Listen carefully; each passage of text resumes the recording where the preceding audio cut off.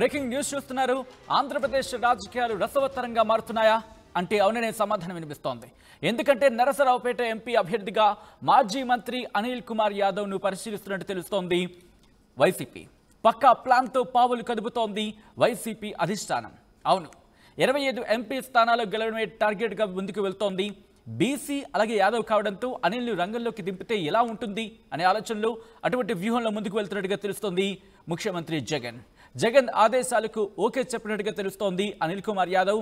అనిల్ పోటీ చేస్తే పార్లమెంటు పరిధిలోని అసెంబ్లీ స్థానాలకు ప్లస్ అవుతుందని చెప్పి కూడా భావిస్తున్నట్టుగా తెలుస్తోంది. ఈ నేపథ్యంలో నెల్లూరు నుంచి నరసరావుపేటకి పంపించడం వెనకాల ఎటువంటి వ్యూహం ఉంది, ముఖ్యంగా వైసీపీ అక్కడ ఎటువంటి వ్యూహంతో ముందుకు వెళ్తుంది తెలుసుకునే ప్రయత్నం చేద్దాం. మా ప్రతినిధి కృష్ణమోహన్ అప్డేట్స్ అందించేందుకు లైవ్లో జాయిన్ అవుతున్నారు.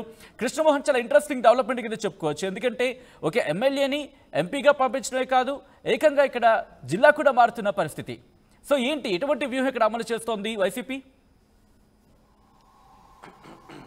ఎస్ సత్యన్, అంటే ఇది గత వారం రోజులుగా దీని మీద ఒక పెద్ద చర్చ జరుగుతూనే వచ్చింది. అంటే నర్సరావుపేట ఎంపీగా ఉన్న లావు శ్రీకృష్ణదేవరాయలు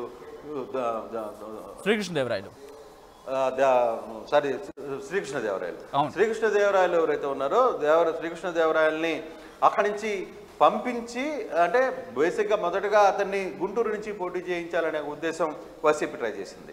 అలాగే గుంటూరు నుంచి నేను పోటీ చేయలేను అని ఆయన క్లియర్గా చెప్పిన తర్వాత కొంతకాలంగా మళ్ళీ అక్కడి నుంచి నర్సరావుపేట నుంచి కూడా శ్రీకృష్ణదేవరాయలు ఉంటారు అనే ఒక చర్చ అయితే జరిగింది.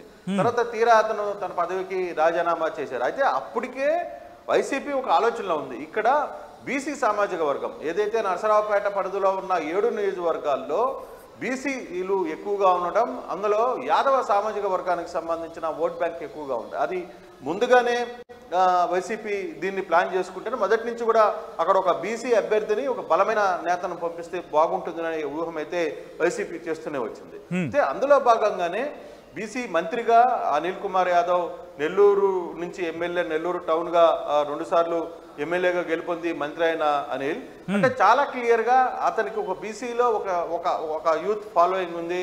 తర్వాత బీసీలో ఒక పెద్ద నేతగా ఎదిగారు ఆయన.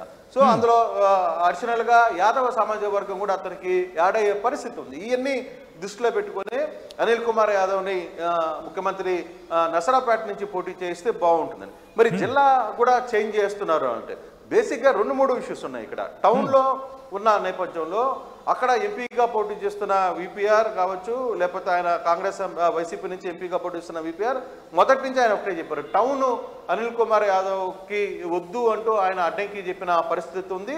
అదే విషయంలో ముఖ్యమంత్రి గారు స్వయంగా విపిఆర్ని కూడా ఒప్పించి అనిల్ కుమార్ యాదవే పోటీ చేస్తాడు నెల్లూరు నుంచి అని చెప్పి క్లారిటీ చేశారు.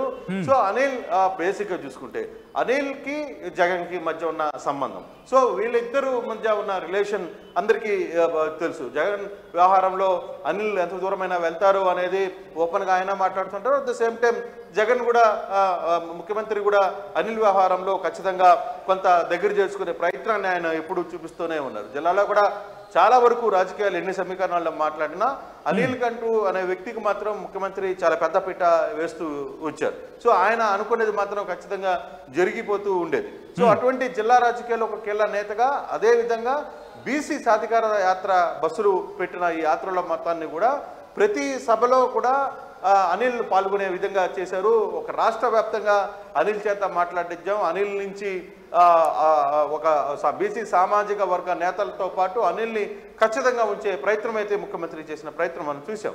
సో ఆయన్ని ఒక రాష్ట్రంలో ఒక బీసీ నేతగా ఒక ఎస్టాబ్లిష్మెంట్ చేయడంలో ముఖ్యమంత్రి ఆయన ఇంట్రెస్ట్ చూపించారు. అలాగే అనిల్ కూడా సక్సెస్ అయ్యారు. సో ఈ నేపథ్యంలో బీసీ సామాజిక వర్గ నేతగా, యువనేతగా అనిల్ కుమార్ అది సక్సెస్ఫుల్ క్యాండిడేట్ అవుతాడు అక్కడ. సో లావు శ్రీకృష్ణదేవరాయల్ని అక్కడి నుంచి పోటీ చేయించే, తెలుగుదేశం నుంచి ఆయన పోటీ చేస్తారని సమాచారం ఖచ్చితంగా క్లారిటీ వస్తుంది.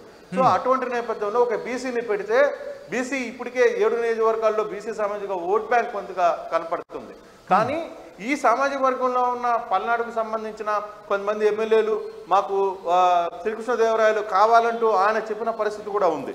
సో ముఖ్యమంత్రి దగ్గరికి వెళ్ళి వాళ్ళు మాకు శ్రీకృష్ణదేవరాయలే కావాలి అని కూడా వాళ్ళు కూడా మాట్లాడారు. అయితే ముఖ్యమంత్రి ఆ ప్రాంతంలో ఉన్న నేతలందరినీ కూడా ఒప్పించగలిగారు. అట్ ద సేమ్ టైం మొదట అనిల్ కుమార్ నిరాకరించినప్పటికీ కూడా ఇక్కడ కాన్వర్ట్ పొజిషన్ అయిపోయింది అనిల్కి. ఖచ్చితంగా ముఖ్యమంత్రి ఇక తప్పదు ఆప్షన్ నువ్వే అని చెప్పిన తర్వాత స్వయంగా ఆయనే 2-3 సార్లు అనిల్తో మాట్లాడిన నేపథ్యంలో ఇక జగన్ మాటనే కాదని లేక అనిల్ కూడా ఖచ్చితంగా నర్సరావుపేటకి ఒప్పుకున్నట్టుగా సమాచారం అయితే అందుతుంది.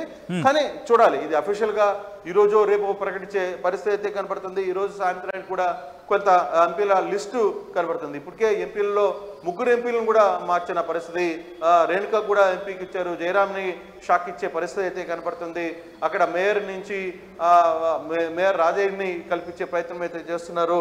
సో ఇవన్నీ కొంత ఈక్వేషన్స్లో ఎక్కడికక్కడ ఈక్వేషన్ని సామాజిక సమీకరణాలు తర్వాత వీటన్నిటిని చాలా క్లియర్గా జగన్మోహన్ రెడ్డి ఒక అంచనా వేస్తున్నట్టుగా సమాచారం. ఆ అంచనాలో భాగంగానే ఇటువంటి భారీ మార్పులు అయితే కనబడుతున్నాయి. అయితే ఇప్పుడు నెల్లూరు టౌన్ నుంచి మారిస్తే మరి నెల్లూరు టౌన్కి ఇప్పటికీ 2 సార్లు వరుసగా ఎమ్మెల్యే, 3వసారి హ్యాట్రిక్ కోసం ఆయన శతవిధాలుగా ట్రై చేస్తున్నారు. మరోవైపు నెల్లూరు టౌన్లో నారాయణ విద్యా సంస్థల అధినేత నారాయణ ఆయన తెలుగుదేశం నుంచి పోటీ చేయాలనుకున్నారు, ఆయన కూడా రంగంలో ఉన్నారు. ఈసారి అనిల్ కుమార్ చాలా క్లియర్గా చెప్పారు, ఈ హ్యాట్రిక్ కొట్టి తీరుతానని చెప్పి నెల్లూరు టౌన్లో ఆయన తిరుగుతున్న పరిస్థితి మనం చూస్తున్నాం. కానీ అక్కడున్న కొంత సామాజిక వర్గం ఆయన్ని వ్యతిరేకిస్తూ వచ్చిన పరిస్థితిని మనం చూసాం. ఆ సామాజిక వర్గాన్ని తట్టుకోవాలి.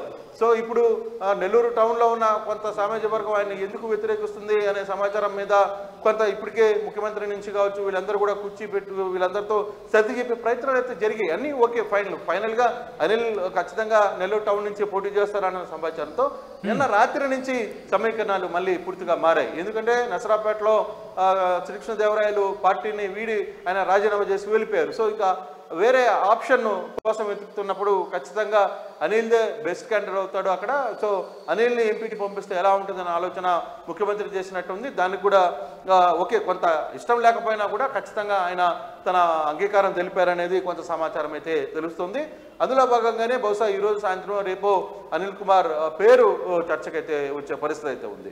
అయితే 2 సార్లు టౌన్లో ఎమ్మెల్యేగా గెలుపొంది తర్వాత హ్యాట్రిక్ కొట్టాలనుకుంటున్న మరి అనిల్ కళకి కొంత ఇక్కడ ఈసారి బ్రేక్ పడే పరిస్థితి అయితే కనబడుతుంది. ఆయన ఎంపీగా పోటీ చేయబోతున్నారు. సో అంటే నసరాపేట నుంచి పార్లమెంట్ నియోజకవర్గంలో నెల్లూరు వాళ్ళకి చాలా సంబంధం ఉంది బేసిక్ గా.